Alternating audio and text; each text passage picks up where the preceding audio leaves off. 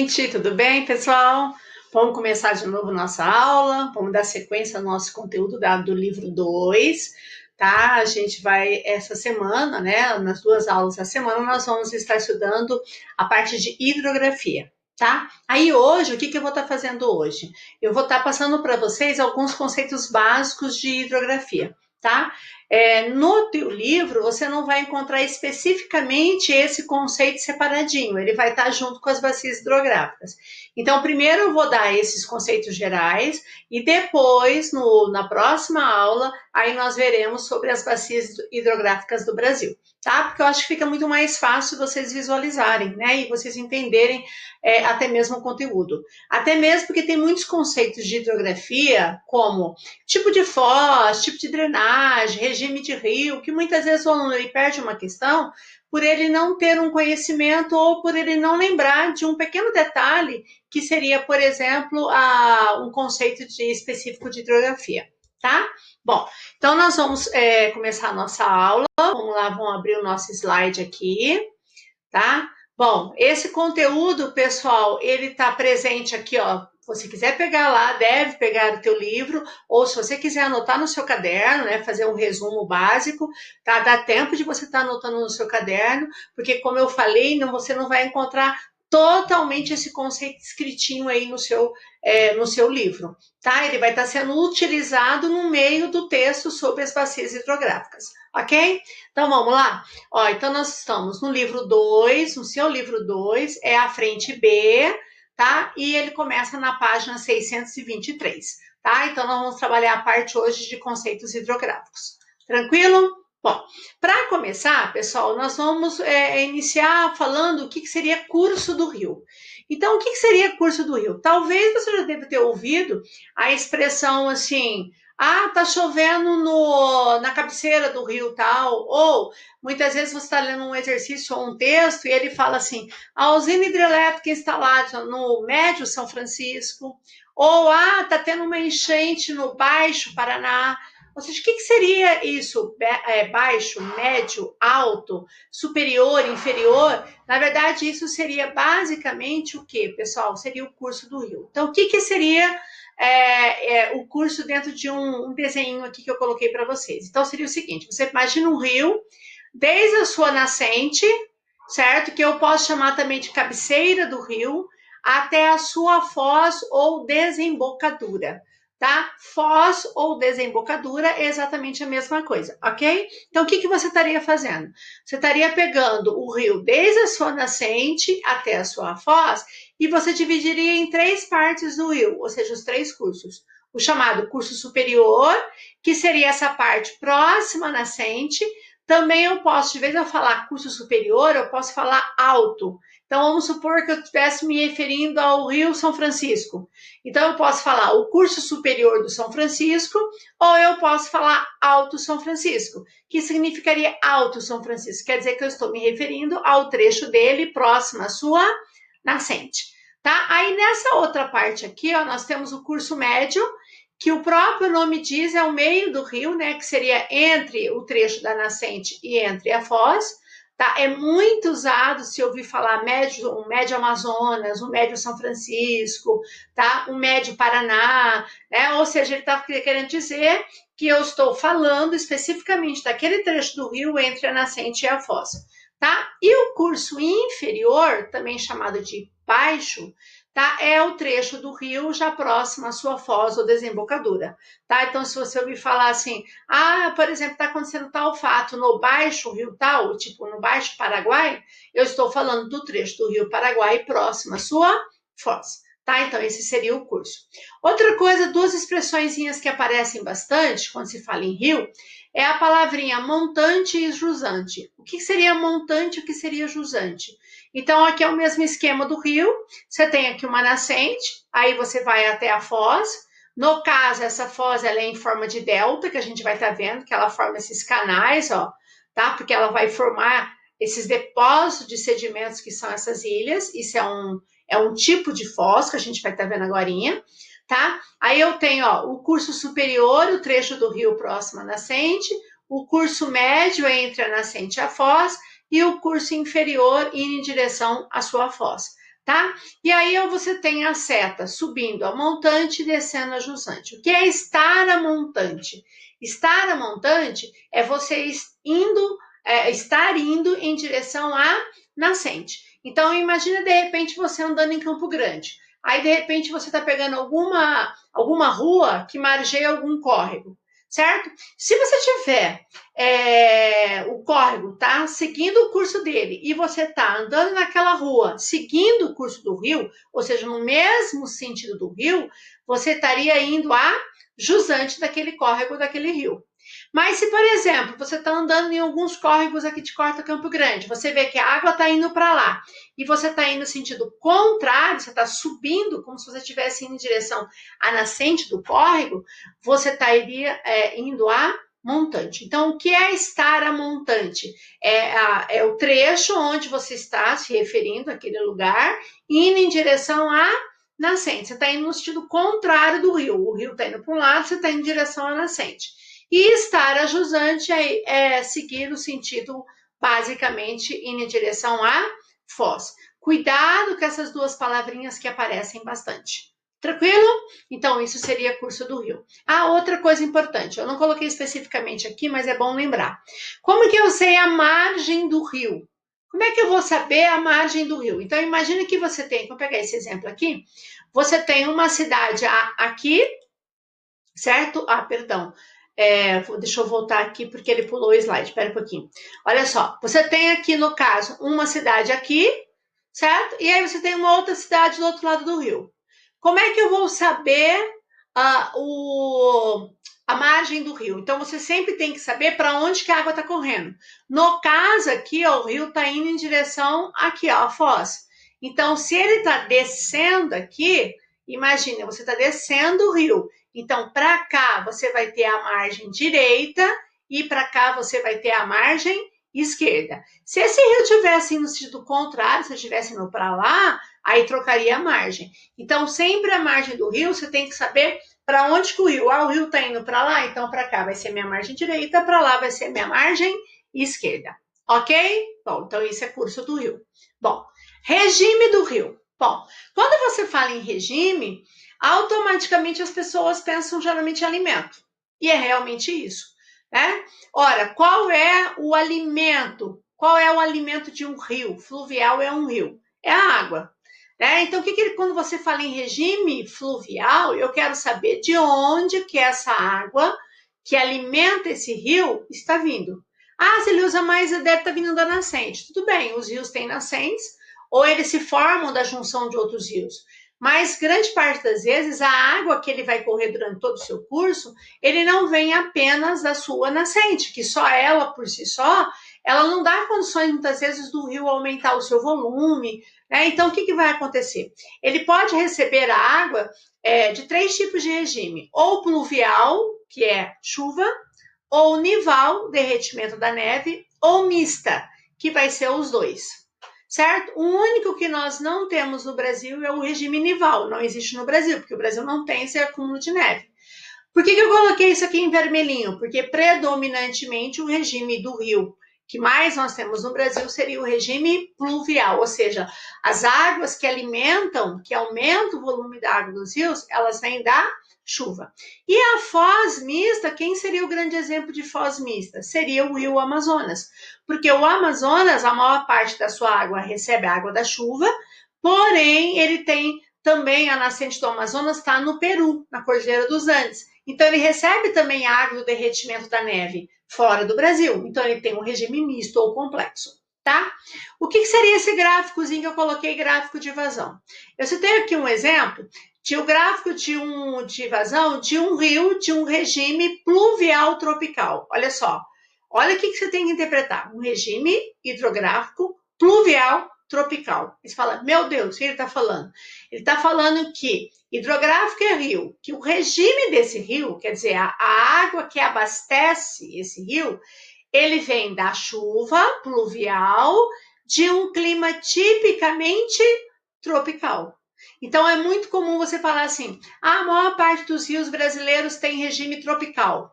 Aí você fala, o que é regime tropical? Quer dizer que a água que alimenta, no caso, esses rios, seria a água da chuva de um clima tipicamente tropical. Aí o que você tem que fazer a relação? Você tem que voltar nas aulas anteriores.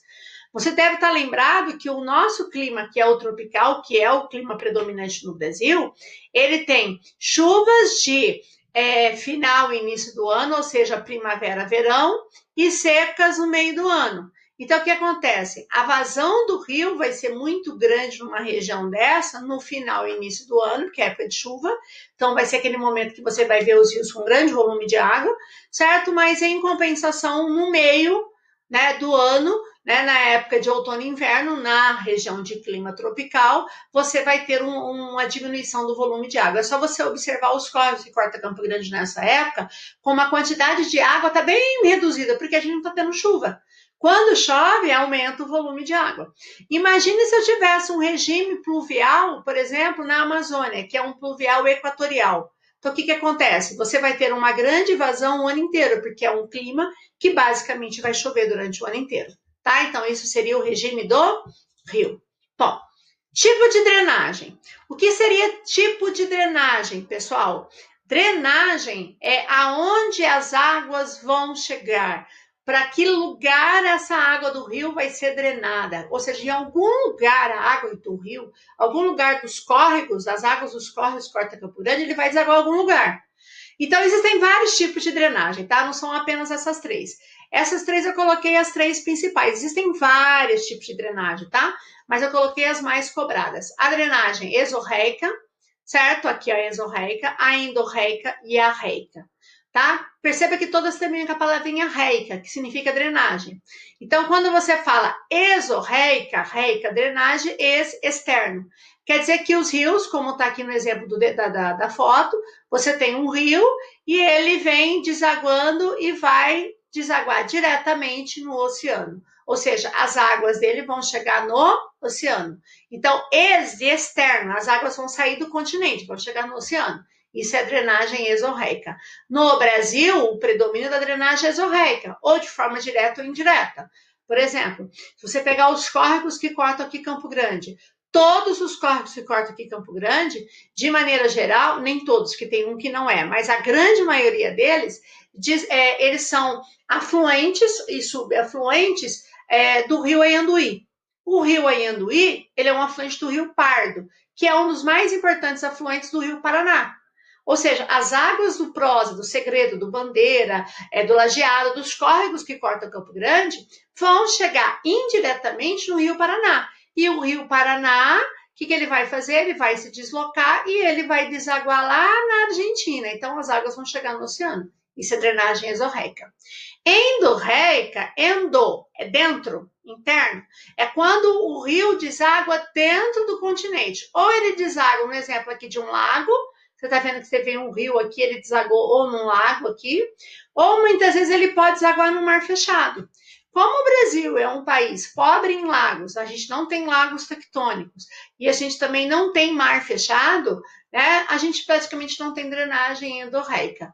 Ah, Celeusa, mas tem, por exemplo, alguns córregos que desaguam em alguns lagos, em Campo Grande. Ora, tem alguns córregos, lagos em Campo Grande, que muitas vezes são lagos artificiais, certo? Não são naturais. Então, muitas vezes, esse esquema não se adequa a essa drenagem endorreica. Então, o que é endorreica? É quando um rio, direto ou indiretamente, ele deságua ou em algum lago ou em algum mar fechado, que não é o que acontece no Brasil. E a reica, né? A reica, drenagem, a reica sem drenagem. É quando o rio, no caso, o exemplo aqui que eu coloquei, um rio, muitas vezes aqui você olha, tem um rio que passa por aí, mas simplesmente ele vai infiltrando muitas vezes aqui no solo, ele vai diminuindo a quantidade de água, ele vai se infiltrando, e ele simplesmente desaparece, ou seja, a água dele não vai chegar a lugar nenhum. Então, ou essas águas evaporam, ou elas infiltram no solo, isso é drenagem arreica. Aí muita gente poderia perguntar assim, então quer dizer que no sertão do Nordeste eu tenho drenagem arreica? Olha, nós sabemos que tem rios que secam no sertão do Nordeste, que são chamados rios intermitentes ou temporários. São os rios que secam, só correm na época da chuva. E os que não secam são chamados permanentes ou perenes. certo?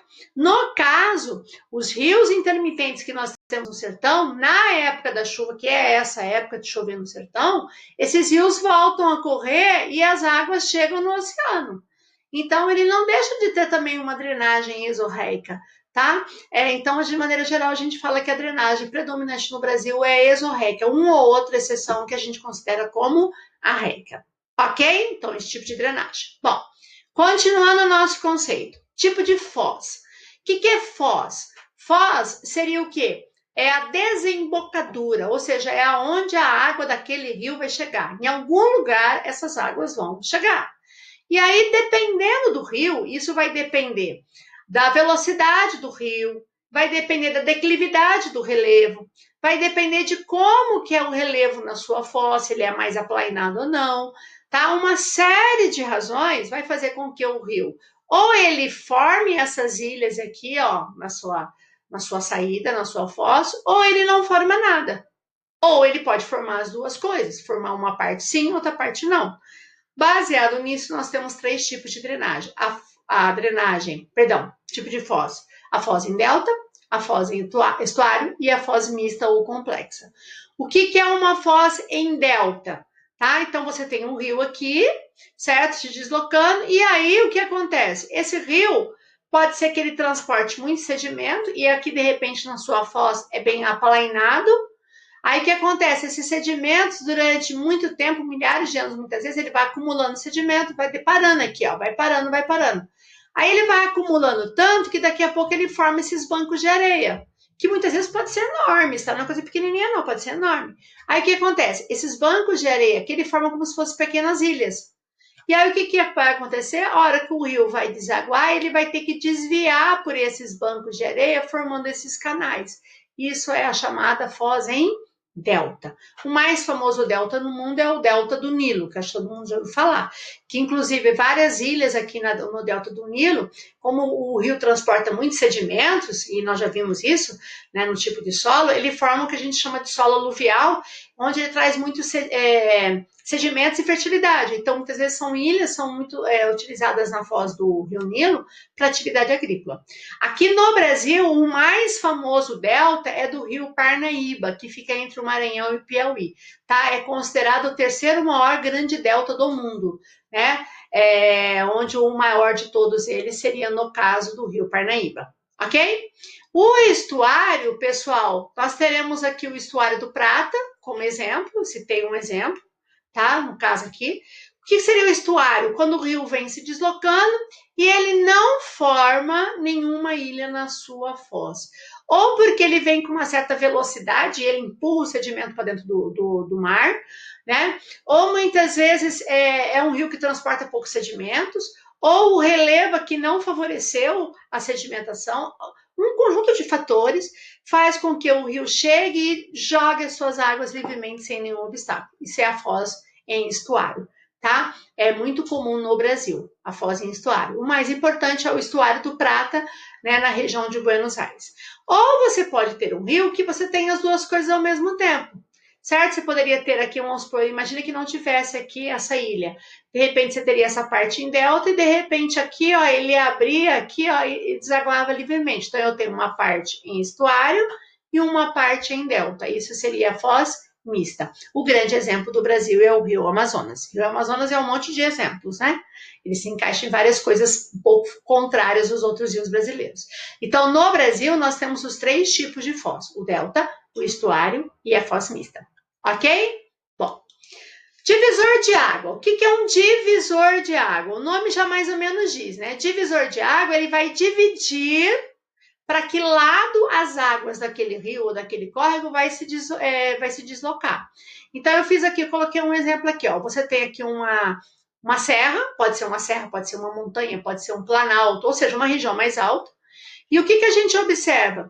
Que as águas, quando caírem, quando choverem alguma coisa, ou nascentes, elas vão correr ou para essa vertente da serra, ou ela vem para cá. Então, perceba, ó, aqui, ó, você tem aqui os afluentes que estão desaguando aqui, ó. Esses são os afluentes, estão vindo para cá. Então, tudo que chover aqui, se chover para cá, ele vem para esse rio. Se chover para lá, ele vai para outro rio. Aqui é a mesma coisa, vem para cá ou ele vai para lá. Então, isso é um divisor de águas. Então, o que é um divisor de águas? É uma região mais alta, um relevo mais alto, pode ser uma serra, pode ser uma montanha, pode ser um planalto elevado, tá? Que vai fazer com que as águas se dividam, ou corram para um lado ou para o outro. E aí eu coloquei um exemplo aqui, ó, pessoal, de um grande divisor de água aqui, ó, que é a Serra de Maracaju, aqui no Mato Grosso do Sul.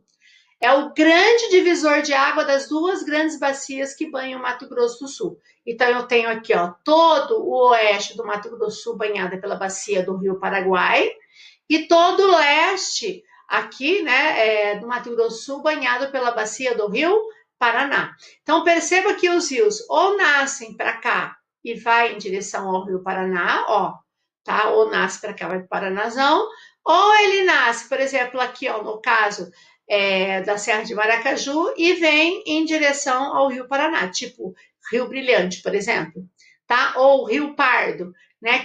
Que nasce nessa região aqui, ó, da Serra de Caiapó, tá? Vem para o leste e deságua aqui no Paranazão. Então, o Paranazão ele passa a ser o rio principal e esses aqui, ó, são os afluentes do Paraná.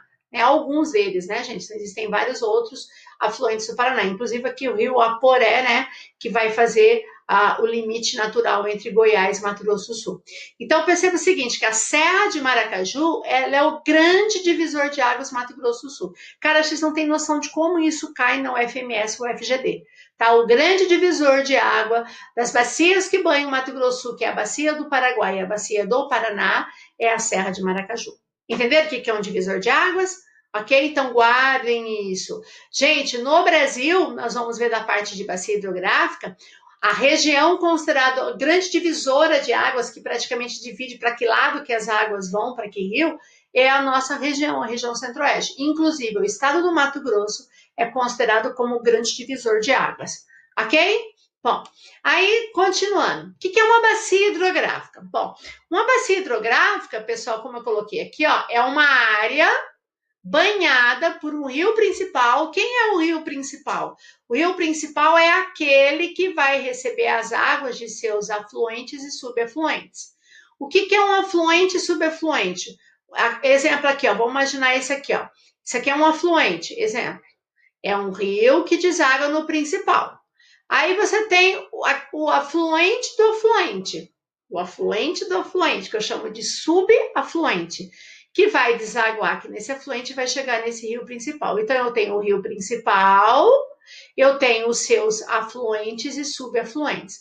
Toda essa área, tá vendo essa área que está delimitada aqui, ó, pontilhadinha? Toda essa área que é banhada por esses afluentes, subafluentes e rio principal, formam uma bacia hidrográfica. E aí vocês observam o seguinte, ó, você tem as nascentes, que muitas vezes aqui no caso, ó, eu tenho que tipo de regime aqui, ó, tá aparecendo aqui, ó. Vamos lá, ver se vocês lembram. Aqui é o regime pluvial, tá vendo a chuva? Então, quer dizer, alimentando a nascente do rio, né, para correr rio abaixo, certo?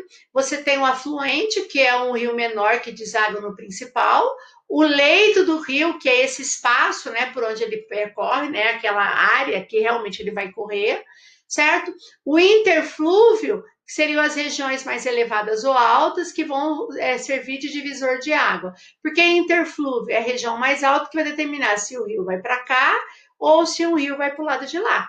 Certo? É a mesma coisa aqui, ó, que determinou que veio para cá. Por que esse córrego aqui não correu para lá? Porque com certeza que eu tenho uma região mais alta que faz a água correr para cá e do outro lado corre para lá, tá? E no caso aqui, ele colocou a foz. Essa foz aqui, no caso, como eu não tenho nenhum obstáculo, essa foz aqui seria de que tipo? De que tipo? Delta, estuário ou mista? Essa foz aqui seria um estuário, tá vendo? Você não tem nenhuma ilha aqui na saída. Então, isso é uma bacia hidrográfica. Então, essa área que está delimitada aqui no desenho é uma área banhada por um rio principal, geralmente é ele que dá o nome à bacia, e todos os que desaguam nele. Ok? Bom, vocês sabem que o Brasil é um país extremamente privilegiado em relação a bacias hidrográficas. Nós temos muitos rios, inclusive rios que estão entre os maiores do mundo ou o maior do mundo, como no caso o Amazonas. E aí essas bacias que vocês estão vendo aqui, Essa aqui é a bacia hidrográfica, tá vendo? É como se fosse aquela área pontilhadinha lá no desenho anterior, ó. Então, toda essa área que está pintada em verde é a bacia amazônica. Significa que aqui eu vou ter o rio Amazonas, que passa bem aqui assim, e todos que desagam nele. Então, todos os afluentes. Ah, se eu tenho um afluente que nasce daqui, ó, do Mato Grosso e vai para o Amazonas, então ele faz parte da bacia amazônica, certo? Então, aqui nós temos as chamadas bacias principais e secundárias. Olha, o que são as bacias principais e secundárias? As bacias principais, o nome já diz, são as mais importantes do Brasil, que são as mais cobradas. Se você for fazer alguma prova, algum vestibular, que pegue estados litorâneos, tem uma atenção especial às bacias secundárias, que muitas vezes aparecem bastante, mas geralmente as principais, que elas são mais focadas. Quais são as bacias principais? A bacia amazônica, certo? Que é a maior de todas as bacias hidrográficas, inclusive do Brasil e do mundo, é a maior bacia hidrográfica do mundo, a bacia amazônica. Aí nós temos essa aqui que está no azul que nós temos dois rios principais, que é o Tocantins-Araguaia, certo? Que é a maior bacia totalmente brasileira, a maior bacia totalmente brasileira, Tocantins-Araguaia, certo? Aí nós temos a segunda bacia totalmente brasileira, que é a bacia do São Francisco. Por que eu falo que elas são totalmente brasileiras, né? Porque, na verdade, todos os rios, né? Todos os rios que formam a bacia nascem e deságua dentro do Brasil, tá? Quem é totalmente brasileira? Tocantins, Araguaia, São Francisco, do Parnaíba e todas as secundárias. A do Uruguai, a do Paraná, Paraguai e a Amazônica, elas não são totalmente brasileiras. Ok? Então, nós temos, repetindo, bacia amazônica, Tocantins, Araguaia, certo? A maior totalmente brasileira. A São Francisco, a segunda maior totalmente brasileira. E a do Parnaíba, que seria a terceira maior bacia principal totalmente brasileira. Aí nós temos três importantes bacias que formam a bacia platina, que a gente vai ver depois. A bacia do Rio Paraguai, onde nós estamos aqui, ó, o Mato Grosso do Sul também aqui, ó. Aqui seria a Serra de Maracaju, né, o divisor de água, então eu tenho Mato Grosso do Sul bem aqui, ó.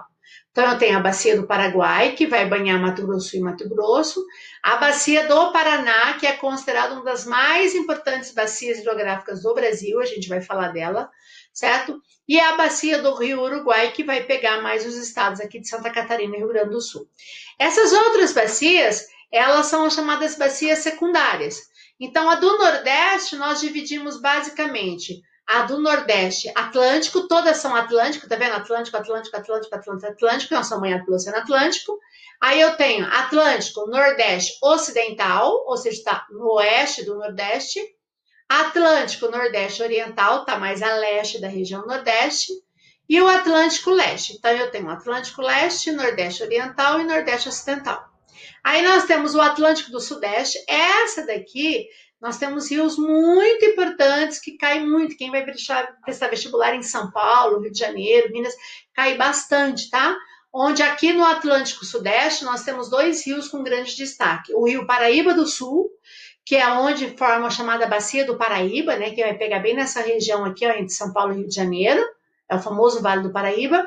E também nós temos a bacia do Rio Doce, que é o rio mais importante do estado do Espírito Santo, né, que foi praticamente totalmente quase degradado, né, com um acidente que aconteceu em Mariana, né, que vocês devem estar lembrados lá naquela região lá da produção de minério de ferro. E aqui no Atlântico Sul nós vamos ter rios de importâncias regionais, como o rio Itajaí, rio Jacuí, que são rios mais importantes para os estados aí. Tá? Então, essa bacia hidrográfica. Gente, é necessário você memorizar as bacias? Principalmente se você for prestar algum vestibular aqui na região. Por isso eu fiz para você testar. Testando o seu conhecimento. Antes da gente finalizar. Vamos lá? Vou dar um minutinho para vocês olharem. O que você tem que fazer? Você tem que olhar esse mapa de hidrografia. Você tem, na verdade, bater o olho e falar assim, nossa, esse é mapa de hidrografia. Mesmo que não tivesse o título aqui, ó. Ah, mas isso cai, Celilson? Cai. E é tão elementar que é uma questão que você jamais pode errar. Certo? Então, lembra que eu falei, você tem que saber Mapa do clima do Brasil, mapa do relevo do Brasil, mapa da hidrografia do Brasil e mapa da vegetação do Brasil. Por isso, nunca estude sem olhar no mapa. Ok? Então, vocês imaginam que na tarefinha, eu vou passar a tarefinha que vocês vão precisar de mapa. Então, ele não está de enfeite, ele é importante para você. Então, vamos lá. Vamos relembrar comigo? Não vale olhar, hein? Não vale colar. Não me engana não, hein? Então, vamos lá? Ó, vou até aumentar aqui para você, para a gente se ver um pouquinho mais. Olha só. Vamos lá. Eu vou perguntar a bacia, você vai me responder. Só que eu vou, por enquanto, seguir na ordem e depois eu vou dar uma mexidinha, tá bom? Bom, quais são as bacias principais? Vamos lá? Quais são? Vamos pela sequência dos números, as principais? A1, A2, A4, isso, A6, A10, A11 e A12. Todas as outras são secundárias. De boa? Vamos lá. Quem é a bacia número 1? Responda comigo. Quem é essa bacia? Bacia Amazônica, a maior bacia hidrográfica do Brasil e do mundo. Depois, na próxima aula, vamos falar um pouquinho mais sobre ela. Quem é a bacia número 2? A maior bacia totalmente brasileira. É a bacia do Rio Tocantins-Araguaia. Não confunda, Tocantins-Araguaia não faz parte da Amazônica, tá? Quem é a bacia? Eu vou pelas principais primeiro. Quem é a bacia 4? Que até alguns anos atrás a gente não considerava como principal, tá? A gente hoje considera. É a bacia do Rio Parnaíba. Não esqueça que tem Paraíba, Parnaíba e Paranaíba. Essa aqui é do Rio Parnaíba, entre Maranhão e Piauí. A 6, a mais importante bacia hidrográfica nordestina, que é a bacia do São Francisco, a segunda maior totalmente brasileira. A número 10, aqui, nós aqui, ó, Pantanal. Pantanal é a bacia do Rio Paraguai, isso mesmo. A 11, quem seria economicamente é a bacia mais importante do Brasil, é a bacia do Rio Paraná. E a 12, ela é importante, mas mais para o sul do Brasil, que é a bacia do Rio Uruguai. Essas são as principais. As secundárias, quem seria a 3? Tanto a 3, não esqueça que a 3, a 5, a 7, a 8 e a 9, todas são atlânticas, porque elas são banhadas pelo Oceano Atlântico. Tem alguns autores que colocam bem aqui no Amapá também a bacia do Amapá como secundária, tá, gente? Pode aparecer aqui, ó. Mas vamos lá, a 3 é bacia Atlântico, Nordeste, Ocidental, tá, Oeste. Atlântico, Nordeste, Oriental. A 7, Atlântico Leste. A 8, Atlântico Sudeste. E a 9, Atlântico Sul. Então, essas são as bacias hidrográficas. Você tem que memorizar isso, tá? Presta atenção. E aí, pessoal, para terminar, eu vou deixar aqui a atividade de tarefa. O que você vai fazer de tarefa na sua apostila, tá? No seu livro. Tá? As outras atividades que você vai fazer de tarefa lá pelo Classroom, eu estou enviando separadamente. Então, você vai pegar o teu livro 2, da frente B, tá? Onde está regiões hidrográficas, que eu mostrei para vocês lá na página 623, e vocês vão resolver para mim 3 exercícios. Todos na página 628 é o praticando, certo? O de número 2, o de número 3 e o de número 4. Tá? Número 2, número 3 e número 4. Ok? Faça essa tarefa. Quinta-feira nós temos o nosso plantão. Estarei lá ao vivo ali para responder qualquer tipo de pergunta, tá? Para vocês no plantão. Ok, gente? Bom, então vamos lá, vamos nos despedir. Então, gente, por hoje a gente para por aqui, né? Eu vou estar gravando a outra aulinha para vocês, para já enviar para vocês e para quarta-feira vocês estarem assistindo. Então, vocês vão estar vendo na primeira aula da semana essa parte de conceitos hidrográficos, que é bastante importante, tá? E aí, na próxima aula da semana, nós vamos falar sobre as bacias hidrográficas. Ok? E aí, depois, a gente vai dar continuidade com a parte de hidrografia, só que num outro contexto. Tá? Bom, eu vou estar me despedindo aqui de vocês. Foi bom a gente se ver. Boa semana. Se cuide. Se Deus quiser, a gente retorna logo, logo. Tá? Faça atividade. Qualquer dúvida, é só me procurar. Um beijo, gente. Tchau, tchau.